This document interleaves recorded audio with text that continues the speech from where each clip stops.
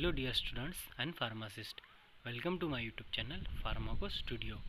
आज हम देखेंगे फार्मास्यूटिकल केमिस्ट्री के chapter number 1 introduction to pharmaceutical chemistry को, जिसका ये पार्ट 2 होगा।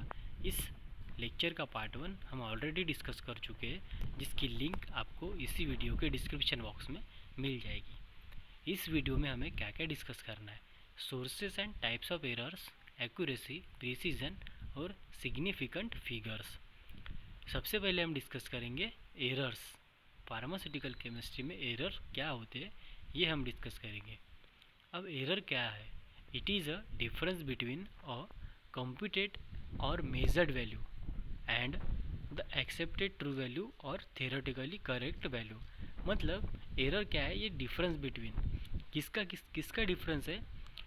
कंप्यूटेड और मेजर वैल्यू का। मतलब कंप्यूटेड और मेजर वैल्यू का किसके साथ में डिफरेंस है? ट्रू वैल्यू और थियोरेटिकली करेक्ट वैल्यू के साथ में। मतलब अगर हमें कोई भी ट्रू वैल्यू पता है या फिर थियोरेटिकली करेक्ट वैल्यू पता है, तो उसके साथ में जो हमारी मेजर्ड की गई वैल्यू है उसका अगर डिफरेंस, तो उसी डिफरेंस को हम क्या कहेंगे? एरर। नेक्स्ट हम देखते हैं सोर्सेस ऑफ एरर। मतलब एरर के क्या क्या सोर्सेस है। सबसे पहले displacement of air by substance on weighing balance. मतलब एयर का जो है डिस्प्लेस हो जाना किसके साथ में? सब्सटेंस के साथ में, ऑन वेइंग बैलेंस के ऊपर।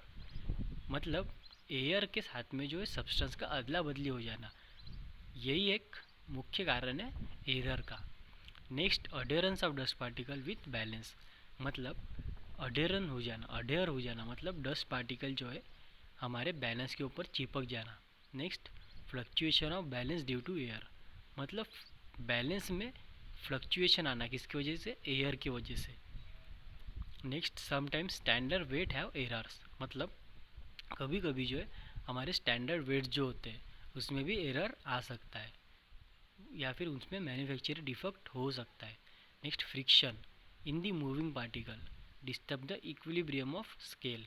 मतलब फ्रिक्शन भी एक मेन वजह है जिससे हमारे मूविंग पार्टिकल जो डिस्टर्ब हो सकते हैं और स्केल में जो इक्विलिब्रियम, स्केल का जो इक्विलिब्रियम है वो जो है डिस्टर्ब हो सकता है। ये भी एक एरर का सोर्स है। नेक्स्ट देयर में भी थर्मल एक्सपेंशन और contraction in balance which disturb proper position. अगर हीट होती है, एक्सेस अमाउंट ऑफ अगर हीट होती है, तो हमारा जो है बैलेंस जो है उसकी प्रॉपर पोजीशन जो है वो डिस्टर्ब हो सकती है, क्योंकि ये क्या हो रहा है? थर्मल एक्सपेंशन और कॉन्ट्रैक्शन हो रहा है, जिसकी वजह से क्या, वो जो वेइंग बैलेंस जो है फैल जाता है, जिससे क्या हो जाएगा? वो प्रॉपर पोजीशन में नहीं होगा और वेइंग बैलेंस वेइंग करने से अफेक्ट हो सकता है। नेक्स्ट सराउंडिंग मैग्नेटिक फील्ड में affect the iron component of balance. मतलब अगर हमारा वेइंग बैलेंस अगर आयरन का है तो सराउंडिंग मैग्नेटिक फील्ड मतलब उसके आजू बाजू की मैग्नेटिक फील्ड जो है वो उसे उसकी पोजीशन को डिस्टर्ब कर सकती है या फिर उसमें गड़बड़ी ला सकती है। इसलिए ये भी एक मैग्नेटिक फील्ड जो है ये भी एरर क्रिएट कर सकती है। नेक्स्ट बैलेंस मटेरियल में react with substance being weighed. मतलब हमारा जो बैलेंस मटेरियल है वो सब्सटेंस के साथ, जो अगर हमारा आयरन कंपोनेंट का अगर कोई बैलेंस है तो वो किसी अगर ऐसा कुछ सब्सटेंस हम अगर वे कर रहे हैं जो कि आयरन के साथ रिएक्टिव है, तो उसके साथ वो रिएक्ट करके रिएक्शन कर सकता है, इसलिए वहाँ एरर क्रिएट हो सकता है। Gravity affect the balance in hilly areas. मतलब ग्रेविटी भी कभी कभी एरर क्रिएट कर सकती है। जो हिली एरिया होते हैं, जो कि माउंटेन वगैरह होता है, वहाँ पे ग्रेविटी एरर क्रिएट कर सकती है। मॉइस्चर फ्रॉम वेट आइटम में इवापोरेट्स व्हाइल वेइंग। अगर हमारा जो सब्सटेंस है जिसमें अगर मॉइस्चर होता है तो वो कभी कभी इवापोरेट हो सकता है किसके वक्त? वेइंग करते समय। तो इसमें भी एरर क्रिएट हो सकता है। Next vibration caused by passing train और व्हीकल आल्सो इफेक्ट वेइंग। अगर हमारी लैब जो है किसी भी स्टेशन के पास होती है या फिर बस स्टॉप के पास होती है, तो वहाँ से अगर गाड़ियाँ गुजरेंगी या फिर ट्रेनें गुजरेंगी तो हमारी वेइंग को अफेक्ट कर सकती, काय की वजह से? वाइब्रेशन की वजह से। नेक्स्ट हम देखते हैं टाइप्स ऑफ एरर। हमारे एरर्स जो है वो 3 टाइप्स के होते हैं। First determinate error, next indeterminate error and third जो होता है ग्रॉस एरर। अब इसको हम वन बाय वन डिस्कस करेंगे। सबसे पहले आता है डिटर्मिनेट एरर। अब डिटर्मिनेट एरर क्या होता है, इसको हम कंपैरेटिवली स्टडी करके इसका अंडरस्टैंड करेंगे कि ये क्या होते हैं। सबसे पहले आता है the cause of error is known and constant. मतलब जो डिटर्मिनेट एरर होता है उसका कॉज हमें नोन होता है और ये कांस्टेंट होता है। Next identification and correction is possible. मतलब इस एरर का आइडेंटिफिकेशन और करेक्शन जो है पॉसिबल होता है, ये हम इसे ईजिली आइडेंटिफाइड कर सकते हैं। This can be prevented and removed. मतलब ये प्रिवेंट भी किया जा सकता है और रिमूव भी किया जा सकता है। अब हम देखते हैं सोर्सेस ऑफ डिटर्मिनेट एरर। मतलब एरर के क्या क्या, डिटर्मिनेट एरर के क्या क्या सोर्सेस होते हैं। सबसे पहला आता है एरर प्रोड्यूस ड्यूरिंग सैम्पलिंग। मतलब सैम्पलिंग करते समय डिटर्मिनेट एरर हो सकता है। Use of incorrect formula. अगर हमारा फार्मूला इनकरेक्ट हो तो भी डिटर्मिनेट एरर आ सकता है।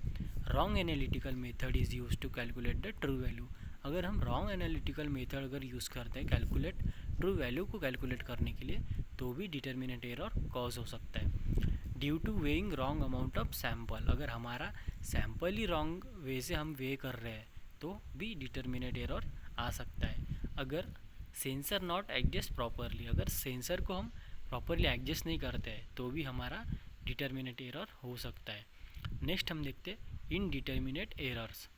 This cause of error, the cause of error is unknown and difficult to identify. अब देखिए डिटर्मिनेट एरर में क्या था, हमें उसका कॉज नोन था और वो ईजी टू आइडेंटिफाई था। लेकिन इनडिटर्मिनेट एरर में क्या हो रहा है, ये इसका कॉज हमें अननोन है और ये डिफ़िकल्ट टू आइडेंटिफाई है।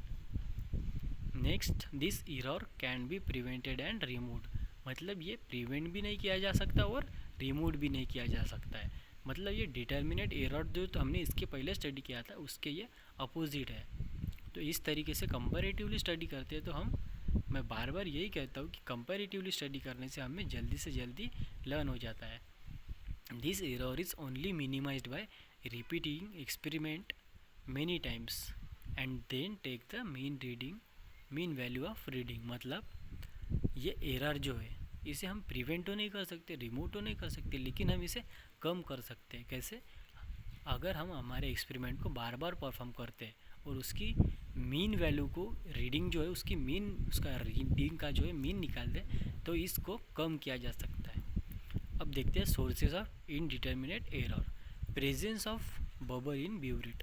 मतलब अगर हम टाइट्रेशन जब करते हैं तो ब्यूरिट में अगर बबल रहते तो ये इनडिटर्मिनेट एरर हो सकता है। Balance is not rising properly. अगर हमारा बैलेंस जो है प्रॉपर वे से टांगा नहीं गया है तो भी ये एरर हो सकता है। Sample are not handle properly. अगर सैम्पल को हम प्रॉपर वे से हैंडल नहीं करते तो भी ये एरर आ सकता है। अब बैलेंस ऑफ लो रिजोल्यूशन और लो ग्रेड ग्लासवेयर। अगर हमारे ग्लासवेयर लो ग्रेड के या फिर हमारा बैलेंस जो वो लो रिजोल्यूशन का है तो भी ये एरर हो सकता है। Fluctuation in environmental condition. अगर फ्लक्चुएशन है हमारे इन्वायरमेंटल कंडीशन में लाइक ह्यूमिडिटी हो गई, टेम्परेचर हो गई, अगर इसमें फ्लक्चुएशन है तो भी ये एरर आ सकता है। नेक्स्ट देखते हैं हम लास्ट ग्रॉस एरर। मतलब ये ग्रॉस एरर क्या होता है। अब ग्रॉस एरर क्या होता है, this error is the combination of both the above error. मतलब हमने इसके पहले जो भी दो एरर्स देखे हमारे डिटर्मिनेंट और इनडिटर्मिनेट एरर, तो इसका ये कॉम्बिनेशन होता है किसका, डिटर्मिनेट और इनडिटर्मिनेट एरर का। This error cause big mistake and hence easily identified. मतलब ये एरर जो है ये बहुत बड़ी गलती की वजह से होता है इसलिए इजीली आइडेंटिफाइड होता है। देखिए अगर हम कौन सी भी बड़ी गलती करते हैं तो वो इजीली आइडेंटिफाइड हो जाती है। इस तरीके से ये एरर भी है। This error is avoidable hence called avoidable mistake. मतलब ये अवॉइडेबल होने की वजह से इसे अवॉइडेबल मिस्टेक भी कहा जाता है। नेक्स्ट हम देखते हैं एक्यूरेसी एंड प्रिसीजन। इसे सिंपल डिफरेंस बिटवीन के जैसे हम लर्न करते हैं जिससे आपको अभी के अभी ही अंडरस्टैंड हो जाएगा। अब एक्यूरेसी क्या होता है, accuracy refers to the closeness of a measure value to a standard और नोन वैल्यू। मतलब एक्यूरेसी क्या होती है हमारी, मेजर वैल्यू जो होती है वो क्लोजनेस होती है, किससे, हमारे स्टैंडर्ड और नॉन वैल्यू से क्लोजनेस होती है एक्यूरेसी। ठीक है, नेक्स्ट हम देखते हैं प्रिसीजन क्या होता है। Precision refer to the closeness of two or more measurement to the each other. मतलब क्लोजनेस जो है, ये प्रिसीजन जो है इसका क्लोजनेस किससे होता है, टू और मोर मेजरमेंट। मतलब दो से ज़्यादा मेज़रमेंट अगर लेते हैं तो उसका मेज़रमेंट जो होता है उसी के साथ में, एक दूसरे के साथ में, तो उसको क्या कहेंगे हम, प्रिसीजन। और एक्यूरेसी जो क्या होती है, उसकी क्लोजनेस किससे होती है, हमारे स्टैंडर्ड वैल्यू से। नेक्स्ट पॉइंट है, measurement can be accurate but not necessary precise. मतलब मेज़रमेंट जो है हमारा एक्यूरेट तो हो सकता है लेकिन वो प्रीसाइज नहीं हो सकता है। इधर प्रिसीजन क्या होता है, प्रिसीजन का जो मेज़रमेंट है वो प्रीसाइज हो सकता है बट वो एक्यूरेट नहीं हो सकता है। ठीक है, नेक्स्ट पॉइंट है, it can be determined with a single measurement. मतलब इसे हम सिंगल मेज़रमेंट से ही डिटरमाइन कर सकते हैं, लेकिन प्रिसीजन जो है इसके लिए हमें several measurement to be determined. It needs several measurement, मतलब इसे बहुत सारे मेज़रमेंट लेने की ज़रूरत है। नेक्स्ट, एक्यूरेसी में be affected with systematic error. मतलब ये सिस्टमेटिक एरर की वजह से अफेक्ट कर सकती है, लेकिन प्रिसीजन में be affected with random error, और ये रैंडम एरर से अफेक्ट हो सकती है। नेक्स्ट है, accurate value have to be precise in most cases. मतलब एक्यूरेट वैल्यू जो है वो प्रीसाइज हो सकती है ज़्यादा से ज़्यादा केसेस में, मतलब एक दूसरे से सिमिलर हो सकती है। लेकिन इधर प्रिसीजन में क्या है, प्रीसाइज वैल्यूज़ मे और मे नॉट बी एक्यूरेट। मतलब प्रीसाइज वैल्यू जो होती है वो एक्यूरेट नहीं रहती है, कभी कभी रहती भी है। अब एक्यूरेसी क्या है, accuracy is a degree of conformity. मतलब ये कन्फॉर्मिटी की डिग्री है। और ये क्या है, डिग्री ऑफ रिप्रोड्यूसिबिलिटी। मतलब ये बार बार घटने की वजह से ये रिप्रोड्यूसिबिलिटी कहलाती है। नेक्स्ट हम देखते हैं सिग्निफिकेंट फिगर। सिग्निफिकेंट फिगर और also known as the significant digit. मतलब सिग्निफिकेंट फिगर को सिग्निफिकेंट डिजिट भी कहा जाता है।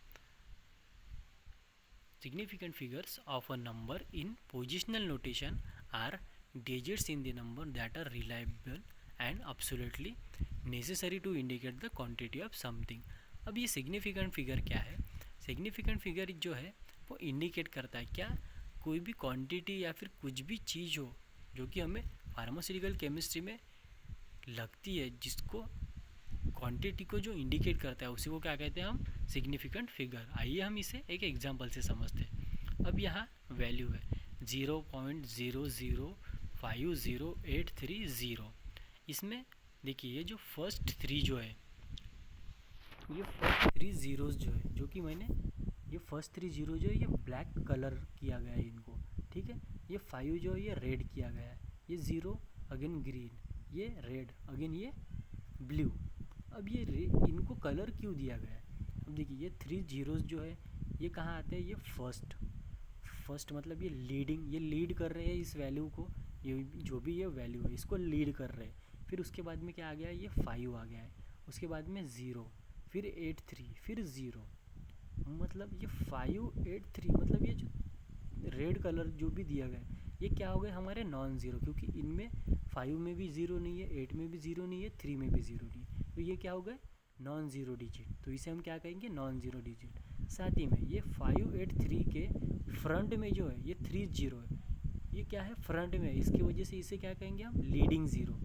और इसके लास्ट में क्या है, ये ब्लू वाला ज़ीरो, तो इसे हम क्या कहेंगे, ट्रेलिंग ज़ीरो, क्योंकि ये क्या है, ये पीछे साइड में, इसलिए क्या कहेंगे हम इसे, ट्रेलिंग ज़ीरो। साथ ही में ये 5 और 8 3 के बीच में ये ग्रीन वाला ज़ीरो है, तो इसे क्या कहेंगे हम, इन बिटवीन ज़ीरो। ठीक है, देखिए यहाँ पे आपको समझ में आएगा। अब देखिए ये रेड कलर में क्या है हमारे, नॉन ज़ीरो डिजिट। क्या है वो, डिजिट्स है, लेकिन वो ज़ीरो है क्या, नहीं, इसलिए हम क्या कहेंगे उसके, नॉन ज़ीरो डिजिट। अब ये लास्ट वाला जो है ये ज़ीरो, ये जो ब्लू कलर में, ये लास्ट में होने की वजह से, नॉन ज़ीरो डिजिट के लास्ट में होने की वजह से इसे क्या कहेंगे हम, ट्रेलिंग ज़ीरो।